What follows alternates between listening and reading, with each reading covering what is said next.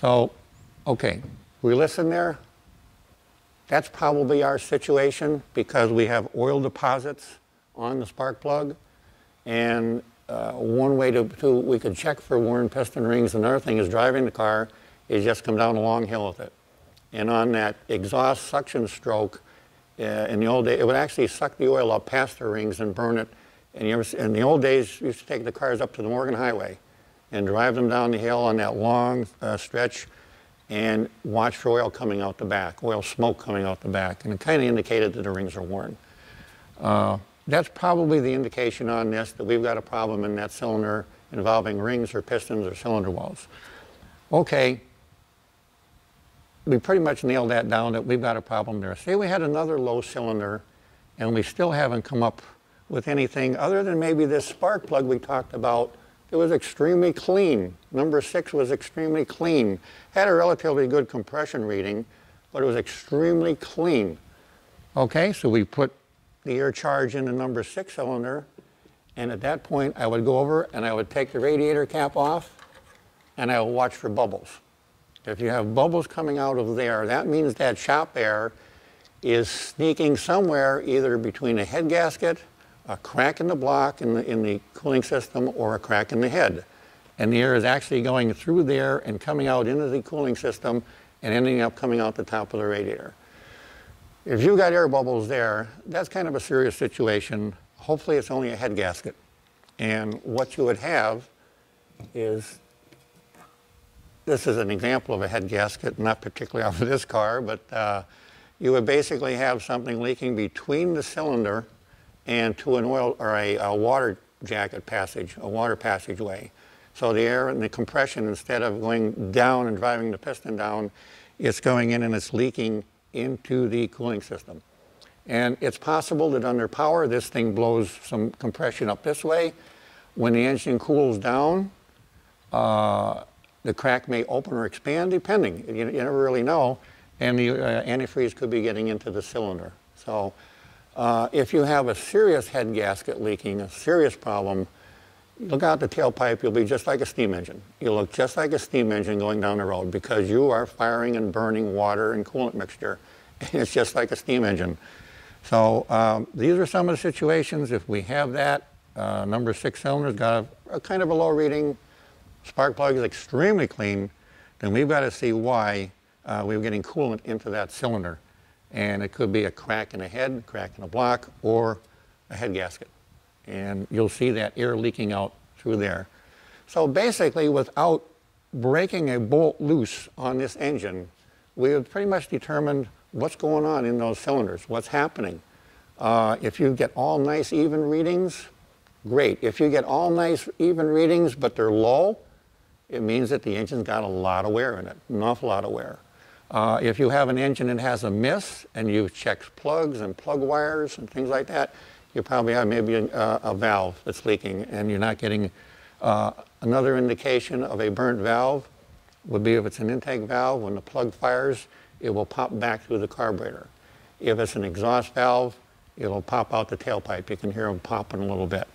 But without touching that engine, without putting a wrench and tearing it apart, you can find out what you need to do and get an idea where you're going before you even start tearing into this car. And a lot of people, well, I'm going to give it a tune-up. No, you need to do a compression test. You need to do a leak down test if you have an indication that you need to do a leak down test. And that will tell you pretty much how those cylinders are, what's going on there. It'll tell you the condition of the valves, condition of the pistons, piston rings, and things like cylinder walls. One thing that you could have is that on the intake valve, you have valve seals underneath the springs. And when they wear on a higher mileage engine, the oil will go down, that's pumped up to the rocker arms, it will go down through the valves, past these seals, and it'll go down and actually drip or be sucked in through the intake valve. That will also give you some deposits on the plugs, definitely, because you're sucking oil in.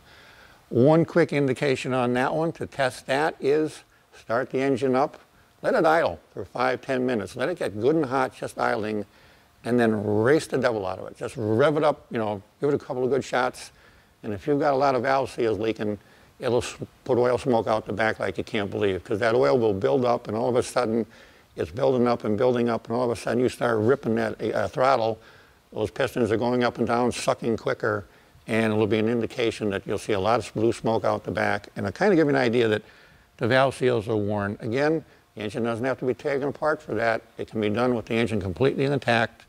They usually get hard and brittle, and one way you can do that is fill those cylinders with air again, which will bring this piston up top dead center, fill the cylinder with air.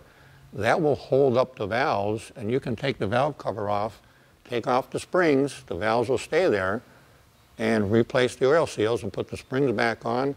You do not have to tear the engine apart. It's not necessary. So basically, we've gone through here what can happen with this engine, what condition this engine's in. Say, just for purposes of discussion, all the readings were good. Okay, we're fine. We've got good compression, and the compression is the heart of the engine. That's what the manufacturers designed it for. They designed it to have that much, and that is going to indicate the power of the engine is the compression ratio. One thing we can quick touch on here is gasolines. A lot of people in the old days, or even today, think, okay, I've got this engine, I'm going to put a tank full of high-test gas in it, really give it a shot. You might just as well take the money and throw it out the window. This engine was probably designed to run on maybe 86, 87 octane gasoline. If you put a higher octane gasoline, it doesn't mean anything. The power is in the engine. The power isn't in the gasoline. The power is in the engine. I'm talking gasoline. I'm not talking nitromethylene like in a dragster. I'm not talking alcohol. I'm not talking racing fuel that has alcohol and other elements in it. I'm talking pump gas, 87, 89, 91, 92 octane gasoline. The engine is what develops the power, not the gas. And the octane rating of the gas is the fuel's resistance to burning.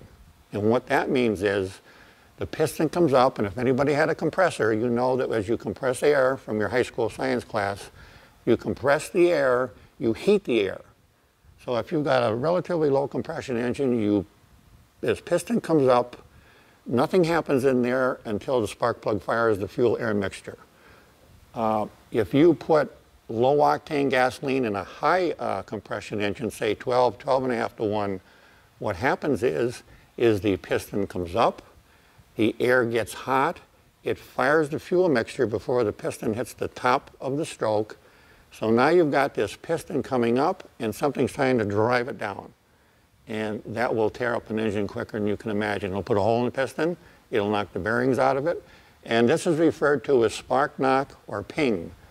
You can still have the right engine, the right gas, and still experience that by either late timing or an overheated engine. And what's happening is, as that piston's coming up on the compression stroke, the fuel is firing before the piston gets to the top. And so it's coming up, and then something hits it and tries to drive it down. It's not ready to go back down yet. It hasn't hit the top of the circle. And it will tear up an engine very, very quickly. So again, the higher octane gasoline can stand up to that temperature, that compression temperature, air temperature, as that piston comes up. It can withstand that, and it won't fire until the plug fires it. So if you're putting this higher octane gasoline in an engine that's actually the combustion temperatures are lower, you're just wasting your money. The power is not in the gasoline, it's in the engine. It's in that compression ratio and how much air you're packing up in there and firing to drive that piston down. And in the old days, you used to have these high compression V8 engines. They needed high test gas, there's no doubt about it. But it was because of the compression ratio, okay, is what determined that. So again, an engine like this, you're going to go on a trip, I'm going to fill it up with high test. Don't waste your money. It's just a waste of time.